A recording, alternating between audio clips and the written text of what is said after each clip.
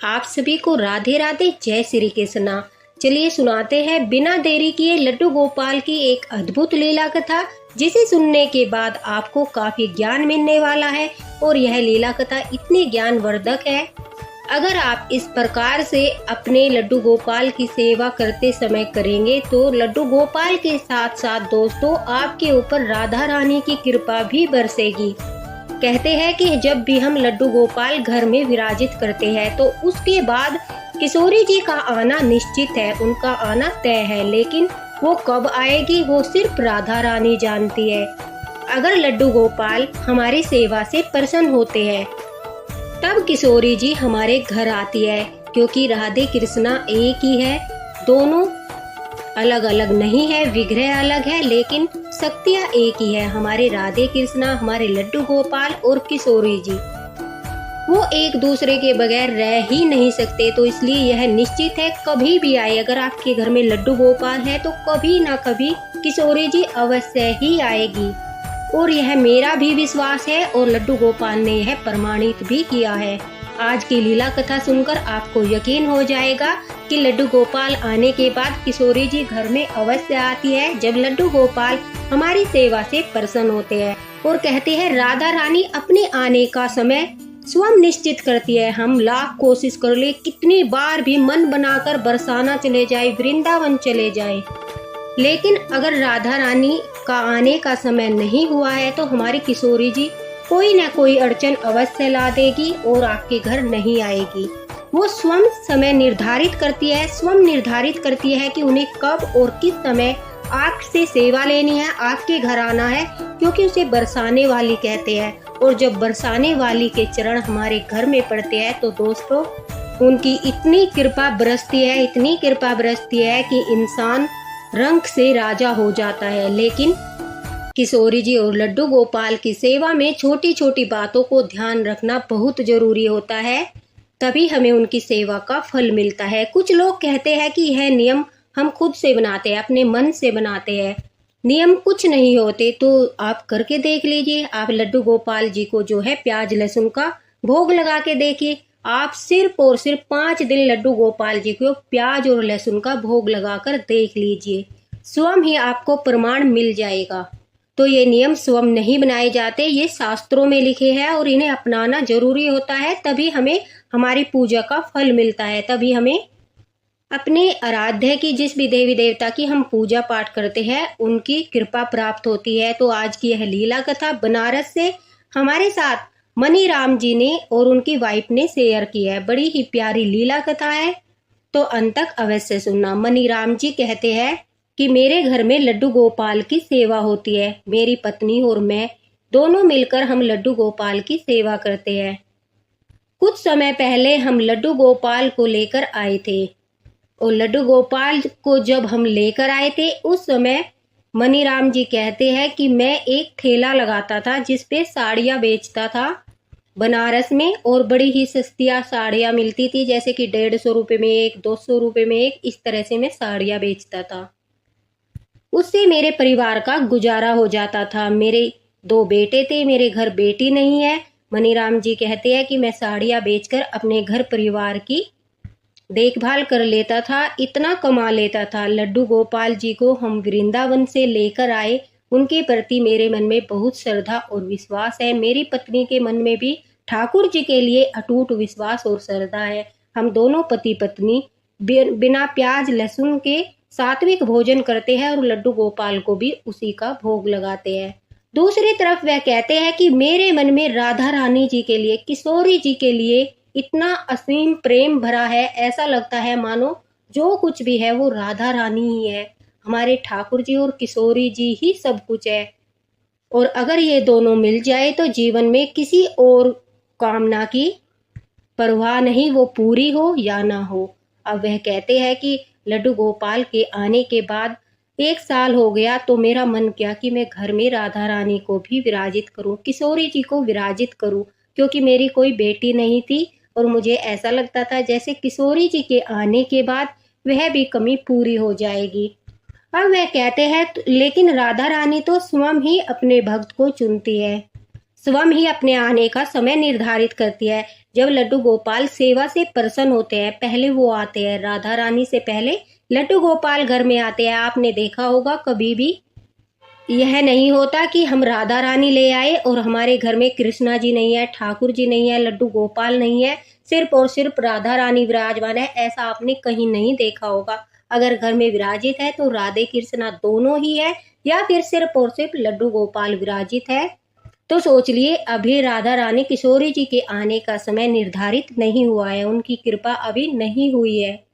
वह कहते हैं कि कोई ना कोई अड़चन आ जाती थी, ऊपर से मैं इतना कमाता भी नहीं था। मैंने सोचा अगर लाडली घर में आएगी तो बड़े धूमधाम से उनका स्वागत करूंगा, उनकी सेवा करूंगा, उनका श्रृंगार करूंगा। तो मानो या ना मानो, उन सब में भी थोड़ा बहुत पैसा लगता है, लेकिन वह कहते हैं कि मुझे पैसे की कोई चिंता नहीं थी। अभी लड्डू गोपाल की कृपा नहीं हो रही थी, राधा रानी अभी नहीं आ रही थी, वो प्रसन्न नहीं थी। न जाने कोई भूल हो रही थी, या फिर उन्हें भी पता था कि उनके भक्त के अंदर अभी इतनी सामर्थ्य नहीं है कि वो दो दो विग्रह की सेवा कर सके। अब यह मनीराम जी के भाव है और उनकी पत्नी के भाव है। वह कहते हैं कि एक तड़प सी थी अंदर की राधा रानी आ जाए, किशोरी जी आ जाए। लड्डू गोपाल तो आ चुके थे, लड्डू गोपाल की सेवा बड़े मन से हम कर रहे थे और रोज लड्डू गोपाल से यही प्रार्थना करते थे कि हे लड्डू गोपाल, अब तो जल्दी से राधा रानी बरसाने वाली भी हमारे घर में विराजित हो जाए। लेकिन फिर से यही कहूंगा कि अभी उनकी कृपा नहीं हो रही थी। धीरे धीरे लड्डू गोपाल की सेवा करते करते पूरे 3 वर्ष हो गए। मनीराम जी कहते हैं कि मैं वही साड़ियों का थैला लगाता था, ठाकुर जी की सेवा करता था, उनसे प्रार्थना करता था। लड्डू गोपाल की कृपा से सब कुछ अच्छा चल रहा था, किसी प्रकार की कोई परेशानी नहीं थी। लेकिन मेरे मन में एक इच्छा थी कि जल्दी से किशोरी जी घर आ जाए। एक दिन मैं बड़ा भावुक हो गया और लड्डू गोपाल के सामने बैठकर रोने लगा और कहने लगा, हे लड्डू गोपाल, हे मेरे ठाकुर, क्या आप मेरी सेवा से प्रसन्न नहीं हो? मैं कितने दिनों से एक ही कामना कर रहा हूँ, एक ही मेरी इच्छा है कि राधा रानी घर में विराजित हो जाए, बरसाने वाले की हम पर भी कृपा बरस जाए। लेकिन आप मेरी बात नहीं सुनते, ऐसा क्यों है कृष्णा? आप मेरी बात क्यों नहीं सुनते? लड्डू गोपाल के सामने मनीराम जी बड़े भावुक हो गए, उनकी पत्नी भी भावुक हो गई और कहने लगी, शायद हम पर लड्डू गोपाल प्रसन्न नहीं है, हमारी सेवा से प्रसन्न नहीं है, इसलिए वो हमारी बात नहीं सुनते। हम उन्हें ज्यादा अच्छी पोशाक भी नहीं पहना सकते, हम उन्हें 56 प्रकार के भोग भी नहीं लगा सकते। हम तो गरीब है, जो रूखा सूखा उन्होंने हमें दिया है उसी का भोग हम अपने ठाकुर जी को लगा देते हैं। अब न जाने हमसे क्या भूल हो रही है। अब मनीराम जी कहते हैं, लड्डू गोपाल सब सुनते हैं, अपने भक्त की समझते हैं कि भक्त के मन में क्या चल रहा है, क्या नहीं चल रहा है, सब कुछ जानते हैं। अब मनीराम जी कहते हैं कि लड्डू गोपाल से प्रार्थना करने के बाद पूरा दिन मैं बड़ा ही दुखी रहा, मन में अजीब सी बेचैनी होती रही। लेकिन रात को सोते समय मेरे मन में एक विचार आया। कुछ दिन बाद ही राधाष्टमी थी, अभी जन्माष्टमी का पर्व बड़ी धूमधाम से मनाया गया था। तो मैंने सोचा किशोरी जी तो है नहीं, क्यों न इस बार लड्डू गोपाल को ही राधा रानी का स्वरूप दिया जाए, उनका इस प्रकार से श्रृंगार किया जाए जैसे किशोरी जी का किया जाता है। तो मनीराम जी कहते हैं, राधा अष्टमी आई। राधा अष्टमी के दिन हमने दोनों पति पत्नी ने लड्डू गोपाल का बड़े प्रेम के साथ श्रृंगार किया, अपने लड्डू गोपाल को राधा रानी बनाया। राधा रानी बनाने के बाद जो स्वरूप लड्डू गोपाल पर आया, ऐसा लगा जैसे कि साक्षात किशोरी जी हमारे सामने बैठी है। एक पल के लिए भी ऐसा नहीं लगा कि वो किशोरी जी नहीं, लड्डू गोपाल है। उनका रूप इतना तेजस्वी था, इतना प्यारा था, उनके चेहरे पर इतनी सुंदर मुस्कान थी कि देखकर लग रहा था कि जैसे हमारे सामने किशोरी जी बैठी है। यह देखकर मनीराम जी कहते हैं, मेरा मन बड़ा प्रसन्न हो रहा था कि एक कामना पूरी हो गई, आज किशोरी जी के दर्शन लड्डू गोपाल में कर लिए। तो दोस्तों, मैं आपको बता दूं, अगर आपके घर किशोरी जी नहीं है और आपके मन में भी यह इच्छा होती है कि हमारे घर भी किशोरी जी आए लड्डू गोपाल के साथ, हम उनकी भी सेवा करें, तो आप कभी कभी लड्डू गोपाल को किशोरी जी का श्रृंगार कर सकते हैं, क्योंकि हमारे राधे कृष्णा एक ही है। और आपको तो पता ही होगा, एक बार जब राधा रानी बहुत गुस्सा हो रही थी, श्री कृष्णा जी से नाराज थी, तब राधा रानी की सारी सखियां आती है और राधा रानी से वृंदावन में चलने के लिए कहती है, लेकिन राधा रानी बड़ी ही नाराज थी। वो अपनी सहेलियों को कहती है, गोपियों को यानी, कि नहीं, मुझे नहीं जाना, तुम लोग चले जाओ। अब राधा रानी को गुस्से में देखकर सभी घबरा जाते थे। कहते हैं जब उन्हें गुस्सा आता था तो सब उनसे डरते थे। तो उनकी सखियां थी, जो गोपियां थी, वो भी डर के मारे राधा रानी के वहां से चल दी। कुछ दूर चलते ही गोपियों ने देखा कि राधा रानी तो उनके संग संग चल रही है। अब वह बड़ी खुश थी कि अभी तो मना कर रही थी राधा, अब हमारे साथ चलने लगी। अब सभी सखियां और राधा रानी जो है वृंदावन में जाते हैं। वहां कान्हा भी बांसुरी बजा रहे थे। अब सभी गोपियों ने नृत्य किया, कान्हा की बांसुरी सुनी। उसके बाद जब वह महल लौट कर आई तो आते ही राधा रानी के कक्ष में गई तो वहां पर राधा रानी को देखकर चौंक गई और कहने लगी, तुम इतना जल्दी आ गई, अभी तो तुम हमारे साथ थी। तभी राधा रानी भी चौंक जाती है कि मैं तो तुम्हारे साथ नहीं गई, मैं तो कब से यहाँ पर महल में ही हूँ, मैं तो महल से बाहर ही नहीं निकली।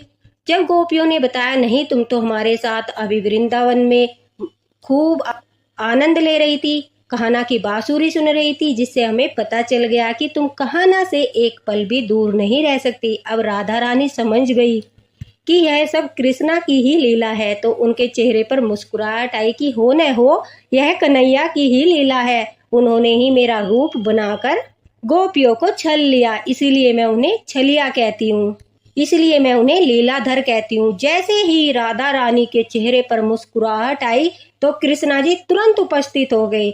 वो भी राधा रानी के गुस्से से डरते थे। अब देखा कि राधा रानी तो प्रसन्न है, तुरंत से वहां आए और आकर मुस्कुराते हुए राधा के सामने मुस्कुराने लगे। अब राधा रानी जी का गुस्सा छूमंतर हो चुका था और कृष्णा जी इस बात को भाप चुके थे। तो अब राधा रानी ने कहा, जो भी कृष्णा को, लड्डू गोपाल को यानी कृष्णा जी को, जो भी मेरा रूप देकर, मेरा श्रृंगार करके मुझे पुकारेगा, मैं उससे प्रसन्न हो जाऊंगी। तो राधा अष्टमी के दिन यह विचार जो मनीराम जी के मन में आया था, लड्डू गोपाल की कृपा से ही आया था। अब राधा अष्टमी के दिन श्रृंगार करने के बाद, पूरा दिन बीत जाने के बाद, मनीराम जी कहते हैं कि मैं लड्डू गोपाल को विश्राम कराने के बाद बड़े ही प्रसन्न मन से सोने के लिए चला गया। मेरे साथ एक अद्भुत चमत्कार हुआ, एक ऐसी घटना हुई जिसे मैं आप लोगों को बताता हूँ। मनीराम जी कहते हैं कि मेरे सपने में एक बड़ी सुंदर स्त्री आई, जिसका मुख इतना तेज वाला था, तेज सुवान था, मतलब कि तेज निकल रहा था, प्रकाश निकल रहा था, जिसे देखते ही व्यक्ति के पसीने छूट जाए, क्योंकि उनका प्रताप इतना तेज था जो सहन नहीं हो रहा था। अब उन्होंने आवाज लगाई, मनीराम। अब मनीराम जी घबरा जाते हैं कि यह कौन है, इतनी सुंदर है और मुझे आवाज लगा रही है। वह घबराते हुए इधर उधर देखते हैं, लेकिन वहां पर उनके सिवाय कोई नहीं था। तो उन्होंने पूछा कि हे देवी, आप कौन हो और आप मुझे आवाज क्यों लगा रही हो? तभी मनीराम जी कहते हैं कि वो कहती है कि आज तुमने मेरा मन जीत लिया, आज तुमने मुझे प्रसन्न कर दिया, तुमने इतना प्यारा श्रृंगार किया, मुझे बड़ा सुंदर लगा। और यह कहकर वो खिलखिलाकर हंसने लगी। मनीराम जी कहते हैं कि उनकी मुस्कुराहट ऐसी थी जैसे कि आसमान में हजारों लाखों करोड़ों तारे झिलमिला उठे हो, जैसे कि चारों तरफ फूल ही फूल खिल गए हो। इतनी मतलब मन लुभावनी उनकी मुस्कान थी, जिसे देखकर आदमी के प्राण भी निकल सकते हैं। अब उनकी मुस्कुराहट को देखकर, जब वह मुस्कुराई, उनके दांतों से इतनी चमक निकल रही थी, इतना तेज था, इतना प्रकाश था, ऐसा लग रहा था कि पल भर में मेरी आंखें फूट जाएगी, मैं अंधा हो जाऊंगा। तभी कहते हैं वृंदावन में कोई राधे कृष्णा जी के दर्शन नहीं कर सकता, क्योंकि जब वो प्रकट होते हैं तो इतना तेज होता है, या तो व्यक्ति अपने प्राण त्याग देता है या फिर वह अंधा हो जाता है। तो मनीराम जी कहते हैं, मैं समझ चुका था यह कोई और नहीं, साक्षात राधा रानी है, किशोरी जी है। वह कहते हैं अचानक से वो अंतर्ध्यान हो गई और मेरी आंखें खुल गई। जब मैं अपने बिस्तर पर बैठा था तो मेरा पूरा शरीर पसीना पसीना हो रहा था। मुझे ऐसा लग रहा था मानो अगर कुछ पल और मैं वो दर्शन कर लेता तो मेरे प्राण निकल जाते। मैं सुबह का सूरज नहीं देख पाता, क्योंकि उस सौपन में जो मैंने राधा रानी का रूप देखा वो मैं जीवन भर नहीं भूल सकता। और जब भी मैं उस स्वरूप को याद करता हूँ मेरे सारे शरीर के रोए जो है वो खड़े हो जाते हैं। अब मनीराम जी कहते हैं, मैं सुबह उठकर अपनी पत्नी से यह बात बताता हूँ, लड्डू गोपाल के चरणों में जा गिरता हूँ कि हे लीलाधर, आज आपने लीला कर ही दी, मुझे राधा रानी के दर्शन करा ही दिए। अब मनीराम जी कहते हैं, मैं अपनी पत्नी से कहता हूँ अब राधा रानी के आने का समय हो गया, वो हमसे प्रसन्न है, अब मैं राधा रानी घर में अवश्य लेकर आऊंगा। और यह सब हुआ था राधा अष्टमी को लड्डू गोपाल का राधा श्रृंगार करने से। तभी मनीराम जी कहते हैं, हमने तुरंत से बरसाने का जो है प्रोग्राम बनाया। हम बरसाना गए और वहां से किशोरी जी को लेकर आए। बड़े प्रेम से हमने किशोरी जी को घर में विराजित किया। उनके विराजित करते हुए ऐसा लगा जैसे मेरा परिवार पूरा हो गया, कुछ अधूरा था। मन अशांत रहता था, शांति नहीं रहती थी। ठाकुर जी की सेवा करता था फिर भी मन बेचैन रहता था। आज मेरे लड्डू गोपाल ने ऐसी कृपा करी कि उन्होंने राधा रानी के दर्शन कराए और वो राधा रानी को मेरे घर लेकर आए। कहते हैं, लड्डू गोपाल की इच्छा के बिना, राधा रानी की इच्छा के बिना हम दोनों विग्रह को घर में स्थापित नहीं कर सकते। और बड़ा ही सौभाग्य होता है जब हम दोनों विग्रह को घर में स्थापित करते हैं। मनीराम जी कहते हैं कि देखते ही देखते मेरी तो किस्मत चमक गई, मेरा व्यापार बढ़ने लगा। जहां दिन में पूरा दिन में एक थैला ही साड़ियों का बिक पाता था, अब मेरे जीवन में ऐसा चमत्कार होने लगा कि दिन भर में मैं 2 बार थैला लगाता था, दोनों बार सारा माल जो है वो बिक जाता था। धीरे धीरे मेरी उन्नति होने लगी, ऐसा लग रहा था बरसाने वाली ने तो कृपा बरसा दी। कहते हैं, जब राधा रानी बरसाने वाली अपनी कृपा बरसाती है तो वो जो कंगाल होते हैं ना उन्हें भी राजा बना देती है।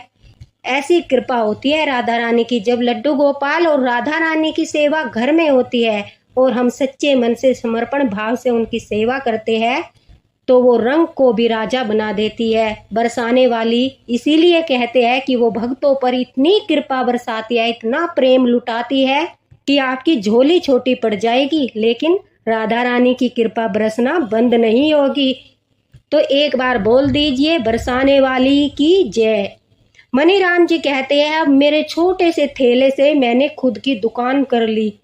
अब दुकान भी इतनी अच्छी चली, बिना देरी किए बता देती हूँ। धीरे धीरे उनका व्यापार इतना अच्छा बढ़ा। मनीराम जी की आज बनारस में बिल्कुल बहुत अच्छी बहुत बड़ी साड़ियों की दुकान है। कहाँ वो थैला लगाते थे, कहाँ लड्डू गोपाल की सेवा की।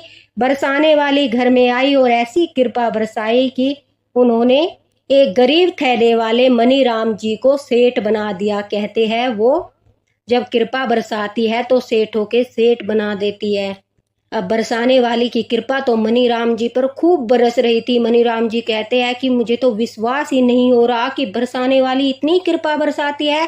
और यह रहस्य भी पता चल गया जब लड्डू गोपाल को हम राधा रानी स्वरूप देते हैं, उनसे प्रार्थना करते हैं, उनसे आग्रह करते हैं कि जो स्वरूप हमने आपको दिया है, कृपा करिए राधा रानी, हमारे घर विराजिए, हे बरसाने वाली, हम पर कृपा कीजिए, हम पर कृपा बरसाइए। तो राधा रानी दौड़ी दौड़ी अपने कन्हैया के पास आती है, विलंब नहीं करती और आकर अपने भक्तों का उद्धार करती है। तो दोस्तों, अगर आपके घर में लड्डू गोपाल है सिर्फ और राधा रानी नहीं है, किशोरी जी नहीं है, तो राधा अष्टमी के दिन अपने लड्डू गोपाल जी को, अपने ठाकुर जी को ही राधा रानी बनाइए और पूर्ण रूप से राधा रानी की पूजा कीजिए।